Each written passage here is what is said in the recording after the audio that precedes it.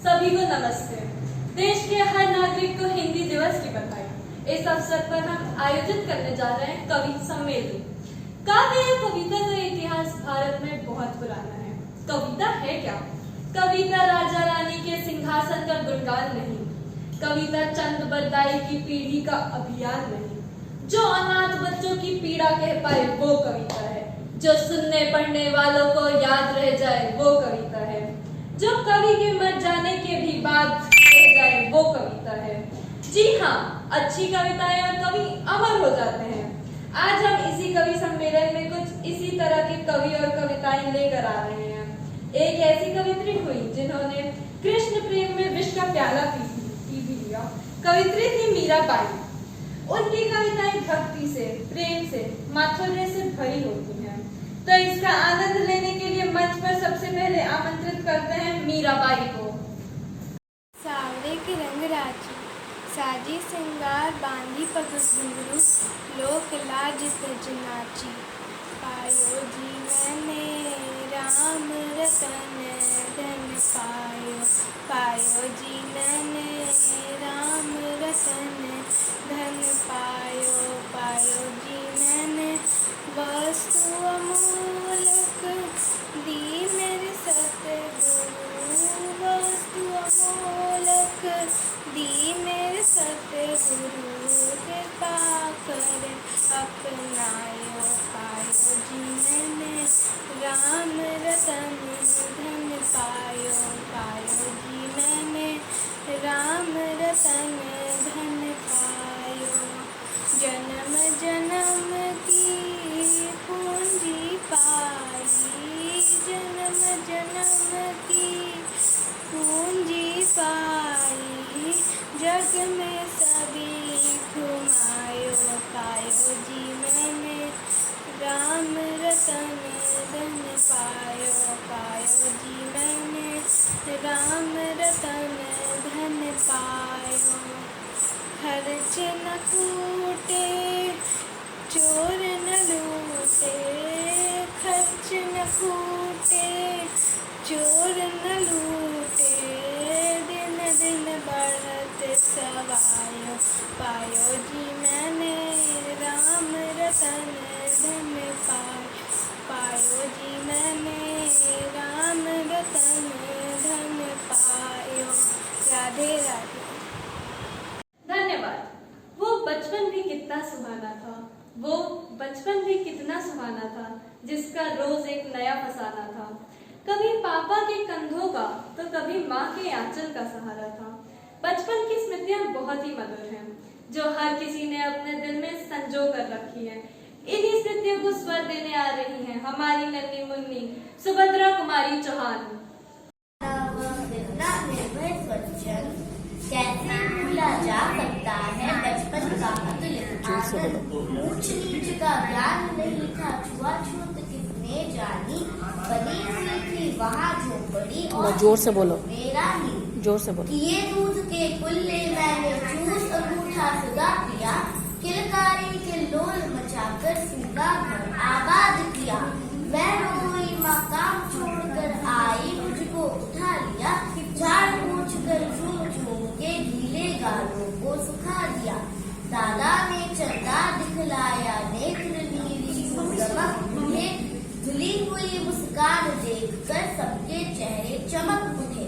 वह सुख का साम्राज्य छोड़कर मैं मतवाली बड़ी हो गई, लुटी हुई कुछ ठगी हुई सी, दौड़ द्वार पर खड़ी हुई। लाज भरी आंखें थी मेरी, मन में उमंग रंगीली थी, तान रसीली थी, कानों में चंचल छाल छबीली थी, दिल में एक चुभन सी भी थी, ये दुनिया अलबेली थी। मन में एक पहेली थी, मैं सबके बीच अकेली थी, मिला खोजती थी जिसको है बचपन ठगा दिया तूने। अरे जवानी के फंदे में मुझको फंसा दिया तूने। माना मैंने युवा काल का जीवन खूब निराला है, आकांक्षा पुरुषार्थ ज्ञान का उदय मोहने वाला है। किंतु यह झंझट है भारी, युद्ध क्षेत्र संसार बना, चिंता के चक्कर में पड़कर जीवन भी है भार बना। मैं बचपन को बुला रही थी, बोल उठी बिटिया मेरी, मेरी, नंदनवन से फूल उठे वह छोटी सी कुटिया मेरी। पाया मैंने बचपन फिर से बचपन बेटी बन आया, उसकी मंजूर मूर्ति देखकर मुझ में नवजीवन आया। धन्यवाद। धन्यवाद। कार्यक्रम की अगली कड़ी महादेवी वर्मा है। उनकी कविताओं में करुणा और पीड़ा होती है। उनकी कविताओं में रहस्य होता है। वो परिस्थितियों का मुकाबला करती हैं, पलायन नहीं। अब आमंत्रित करती हूँ महादेवी वर्मा को। शुभ प्रभात। मैं महादेवी वर्मा आप सभी को हिंदी दिवस की हार्दिक शुभकामनाएं देती हूँ। मैं आज आपके सामने एक कविता प्रस्तुत करने जा रही हूँ जिसका शीर्षक है अधिकार। वे मुस्काते फूल नहीं जिनको आता है मुरझाना, वे मुस्काते फूल नहीं जिनको आता है मुरझाना, वे तारों के दीप नहीं जिनको आता है बुझ जाना, वे नीलम के मेघ नहीं जिनको है घुलने की चाह, वे नीलम के मेघ नहीं जिनको है घुलने की चाह, वह अनंत ऋतुराज नहीं जिसमें देखी जाने की राह, वे सोने से नयन नहीं जिनमें बनते आंसू मोती, वे सोने से नयन नहीं जिनमें बनते आंसू मोती, वह प्राणों की सेज नहीं जिसमें बेसुध पीड़ा सोती। ऐसा तेरा लोक वेदना, ऐसा तेरा लोक वेदना, नहीं नहीं जिसमें अवसाद, जलना जाना नहीं नहीं, जिसने जाना मिटने का स्वाद। क्या अमरों का लोक मिलेगा, क्या अमरों का लोक मिलेगा तेरी करुणा का उपहार, रहने दो हे देव, अरे यह मेरे मिटने का अधिकार, रहने दो हे देव, अरे यह मेरे मिटने का अधिकार। धन्यवाद। धन्यवाद। एक बार लाल किले के अंदर एक बड़े कवि सम्मेलन का आयोजन हुआ था। कवि सम्मेलन की समाप्ति पर नेहरू और दिनकर जी साथ साथ सीढ़ियों से उतर रहे थे। प्रधानमंत्री नेहरू के पांव लड़खड़ाए और वो जैसे गिरने को हुए उसी समय आगे बढ़कर दिनकर साहब ने उन्हें सहारा दिया। नेहरू जी हंसकर बोले, अरे दिनकर, आज तो तुमने मुझे गिरने से बचा लिया। दिनकर साहब का जवाब था, भारतीय राजनीति जब जब लड़खड़ाएगी, देश का साहित्य उसे ऐसे ही सहारा देगा। ऐसे थे राष्ट्रकवि रामधारी सिंह दिनकर। न्याय की मांग करना ही सबसे बड़ा अन्याय है। कुछ इसी तरह की सोच थी कौरवों की, लेकिन जब पानी सिर से ऊपर आने लगा और कौरव कृष्ण को बांधने की तैयारी करने लगे, तब कृष्ण ने क्या जवाब दिया? इसी भावना को लेकर आ रहे हैं जन कवि राष्ट्रकवि रामधारी सिंह दिनकर। दो न्याय अगर तो आधा दो, पर इसमें भी यदि बाधा हो तो दे दो केवल 5 ग्राम, रखो अपनी धरती तमाम। हम वही खुशी से खाएंगे, परिजन पर असीना उठाएंगे। दुर्योधन वाह भी दे न सका, आशीष समाज की ले न सका। उल्टे हरि को बांधने चला, जो था असाध्य साधने चला। जब नाश मनुज पर छाता है, पहले विवेक मर जाता है। हरि ने भीषण हुंकार किया, अपना स्वरूप विस्तार किया। डगमग डगमग दिग्गज डोले, भगवान कुपित होकर बोले, जंजीर बढ़ाकर साध मुझे, हाँ हाँ दुर्योधन बांध मुझे। बांधने मुझे तो आया है, जंजीर बड़ी क्या लाया है। यदि मुझे बांधना चाहे मन, पहले तो बांध अनंत गगन। सुने को साध न सकता है, वह मुझे बांध कब सकता है।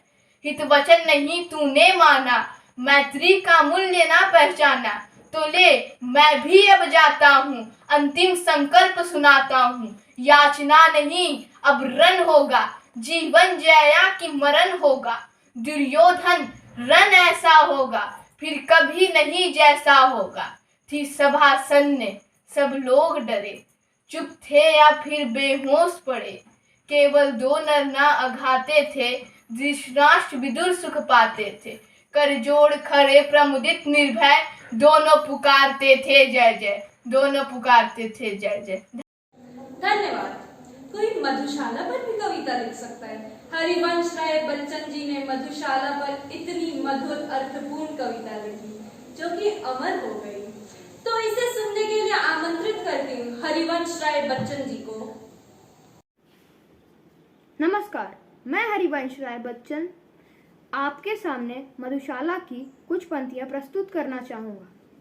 धर्म ग्रंथ सब जला चुकी है जिसके अंतर की ज्वाला, मंदिर मस्जिद गिरजे सबको तोड़ चला जो मतवाला, पंडित मोमिन पादरियों के फंदे को जो काट चुका, कर सकती है आज उसी का स्वागत मेरी मधुशाला, बजी न मंदिर में घड़ियाली चढ़ी न प्रतिमा पर माला, बैठा अपने भवन मुअज्जिन देकर मस्जिद में ताला, लूटे खजाने नरपतियों के गिरी गढ़ी की दीवारें, रहे मुबारक पीने वाले बनी रहे यह मधुशाला, बड़े बड़े परिवार मिटे यो एक न हो रोने वाला, हो जाए सुनसान महल वे जहाँ थिरकती सुरबाला, राज्य उलट जाए भूपों की भाग्य लक्ष्मी सो जाए,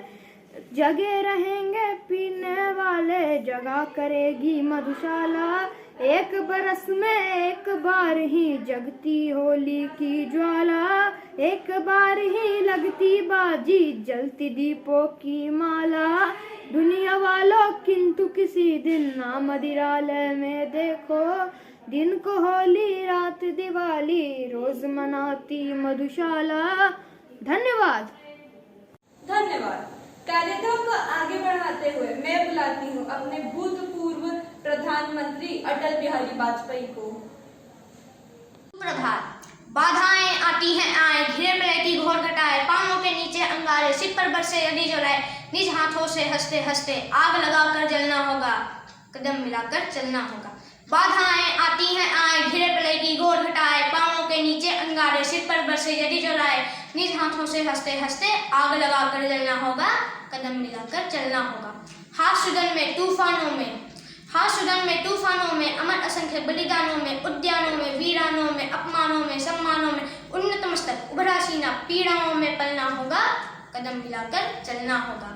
उजियारे में अंधकार में, उजियारे में अंधकार में, तलकछार में बीच धार में, ढोरना में पूत प्यार में, क्षणिक जीत में दीर्घहार में, जीवन के सच आकर्षक अरमानों को डलना होगा, कदम मिलाकर चलना होगा।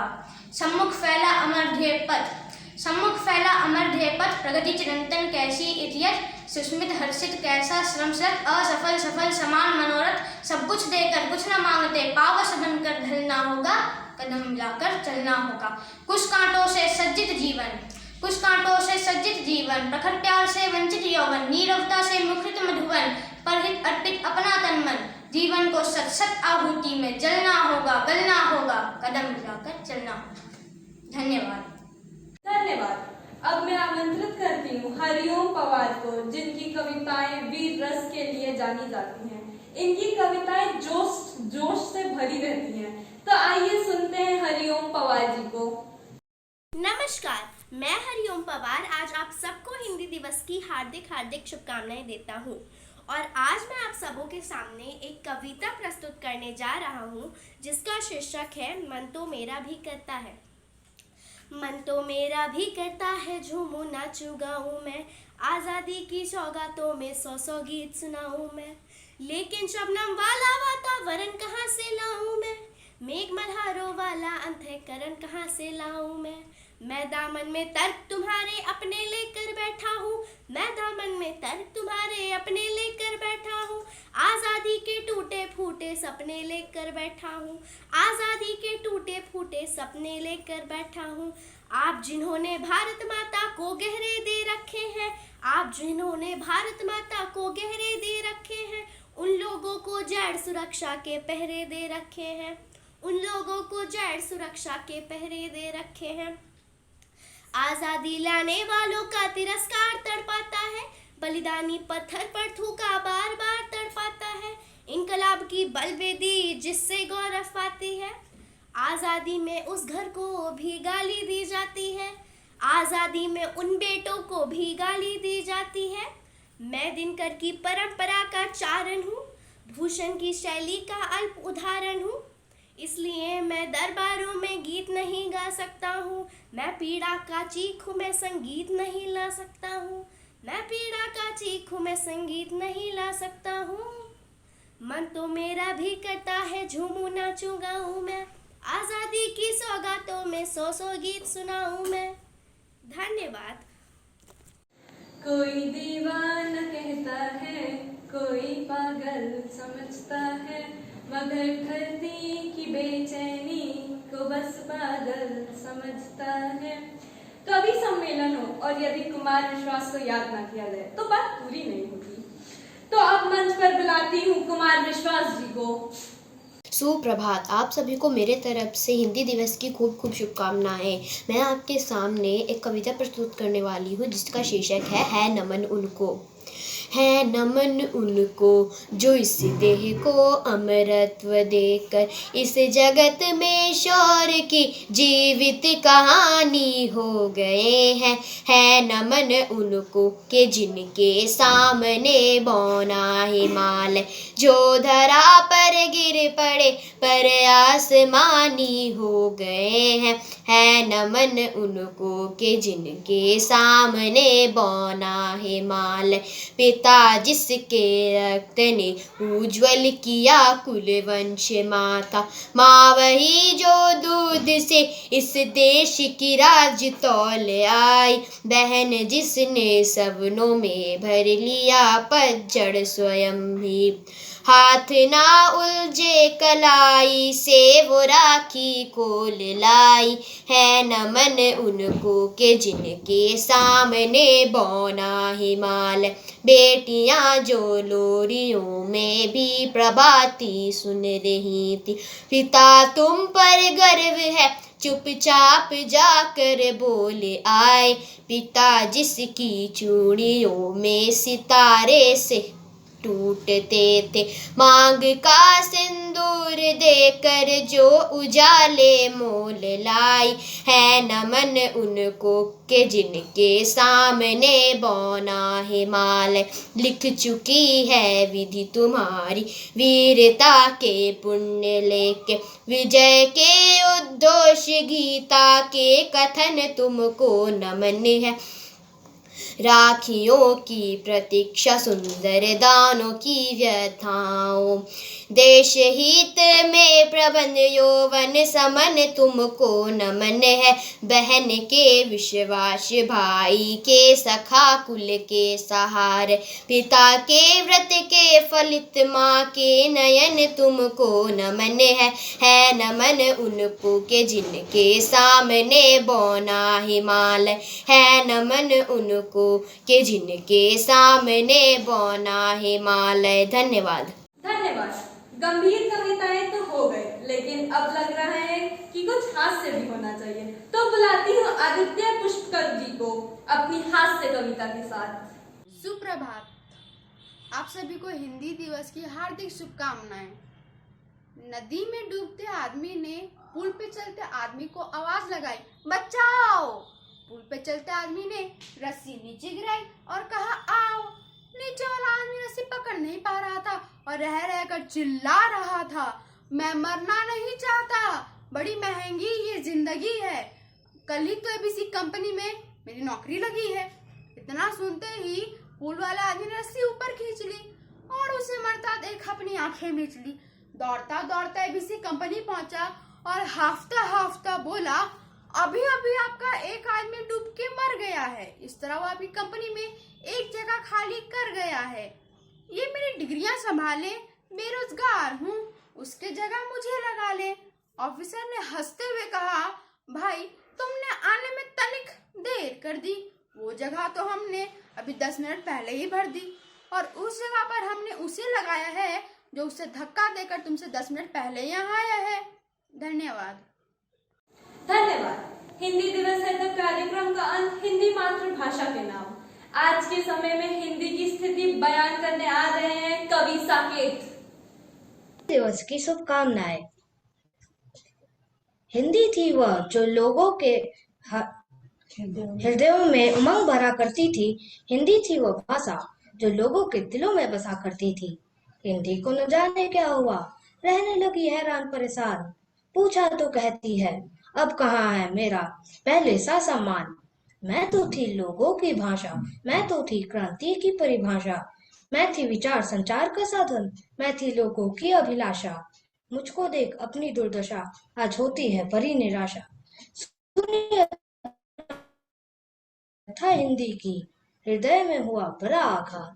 बात तो सच है वास्तव में, हिंदी के साथ हुआ बड़ा पक्षपात। हिंदी जो थी जन जन की भाषा और क्रांति की परिभाषा, वह हिंदी कहती है लौटा तो उसका मान, ये उसकी अभिलाषा। अपने ही देश में हिंदी दिवस को तुम बस एक दिन ना बनाओ, मैं तो कहता हूँ हिंदी दिवस का यह त्योहार तुम रोज मनाओ। आओ मिलकर प्रण ले, आओ मिलकर प्रण ले, हम सब करेंगे हिंदी का सम्मान, पूरी करेंगे हिंदी की अभिलाषा, देंगे उसे दिलों में विशेष स्थान। धन्यवाद। धन्यवाद। मैं आप सभी कवियों की प्रस्तुति के बाद निर्णायक मंडल से अनुरोध करती हूँ कि वो अपने निर्णय से हमें अवगत कराएं और अपने आशीष वचनों से हमें प्रोत्साहित करें। हाँ, तो थर्ड में लिखिए कुमार विश्वास। थर्ड कुमार विश्वास। कुमार विश्वास।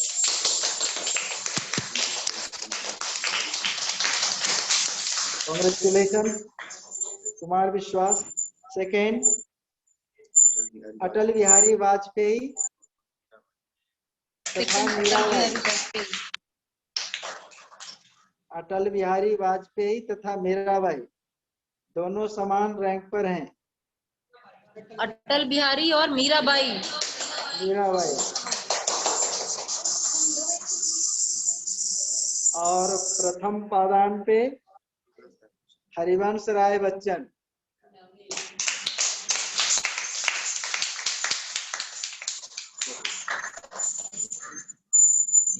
सब लोगों का नाम मुझे पता है। और बोलिए और कुछ मेरी ओर से।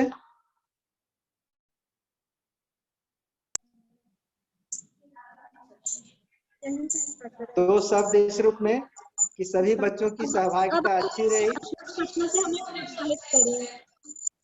और चूंकि 3 का ही चयन करना था तो सभी का हो नहीं सकता, लेकिन जिसने भी अपनी सहभागिता दिखाई बहुत अच्छी, उसके लिए सभी धन्यवाद के पात्र हैं। प्रयास भी अच्छे रहे और ये रैंक होल्डर जो हैं उनके लिए विशेष रूप से धन्यवाद के पात्र हैं। आप भविष्य में इसी तरह करते रहिए, हिंदी का नाम रोशन करते रहिए। ठीक है madam, thank you very much. धन्यवाद sir. Ashutosh sir. Thank you sir.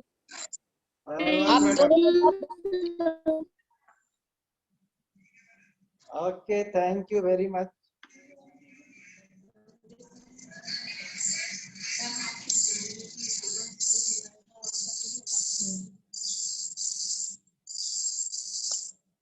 Yes, प्रतिभागियों को बहुत बहुत बधाई। आपने बहुत मेहनत की और जो विजेता हैं उनको विशेष बधाई और निर्णायक मंडली को बहुत बहुत धन्यवाद। सबको धन्यवाद। अभिभावकों को विशेष रूप से धन्यवाद क्योंकि उन्होंने अपने बच्चों के साथ मेहनत की। जो शिक्षक शिक्षिकाएं बच्चों के साथ मेहनत किए वो भी धन्यवाद के पात्र हैं। सभी को फिर से धन्यवाद।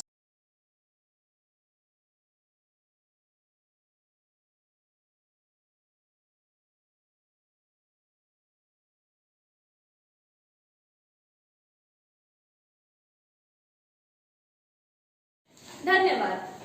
आशा करती हूँ कि आज के हमारे कवि सम्मेलन और हमारे नन्हे मुन्ने कवियों ने आपका मन मोह लिया होगा। तो आइए आज से हम प्रतिज्ञा लेते हैं कि हम हिंदी को उसका स्थान दिलाने के लिए अग्रसर रहेंगे। धन्यवाद।